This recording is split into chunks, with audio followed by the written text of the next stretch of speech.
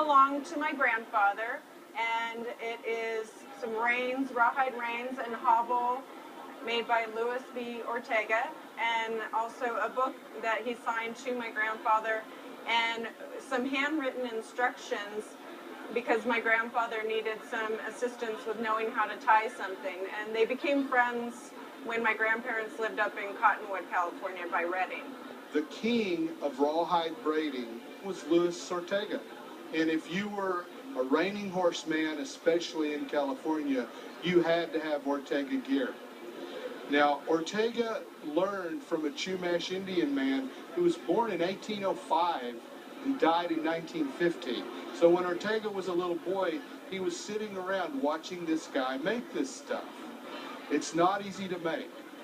It doesn't look like it. It's not. You start with a cowhide that's a dried out, stiff cowhide, and you start cutting strings in a big circle all the way around, smaller and smaller until you get to the center. And you make these strings that are less than 1/4 of an inch wide, and these are about 1/16 of an inch wide. Oh, wow. So you cut those strings out of rawhide, and then you're ready to start braiding. And it's a very tedious, time-consuming effort, and takes a lot of skill. And the thing that's great about the reins is that he signed them, and it's hard to sign something like this. There's no place to sign it. Right. But here, he signed it on the inside of the popper. What you have here are what are called closed reins with a romal.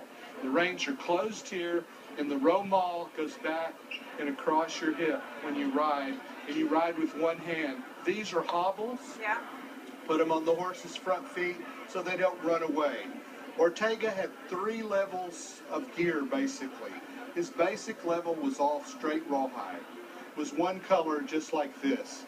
His second level is what this is.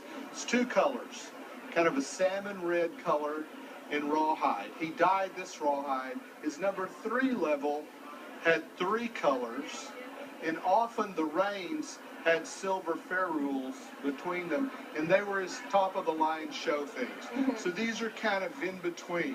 He wrote 2 books, and they often come as a set. And the interesting thing also you have is this is a drawing and a letter he did of how to tie a hackamore. And the hackamore is the first stage of training a California horse. So you've got a really neat collection here. Can you tell me when the reins and the hobbles were made and the letter?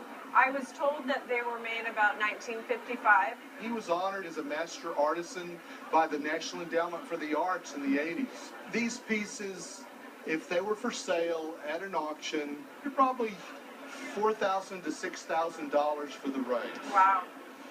Probably around $2,000 to $3,000 for the hobbles.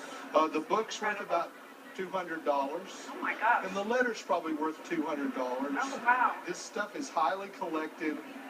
For this grouping, $7,000 to $10,000. Wow. Well, it's very sentimental to me, so it's not going anywhere.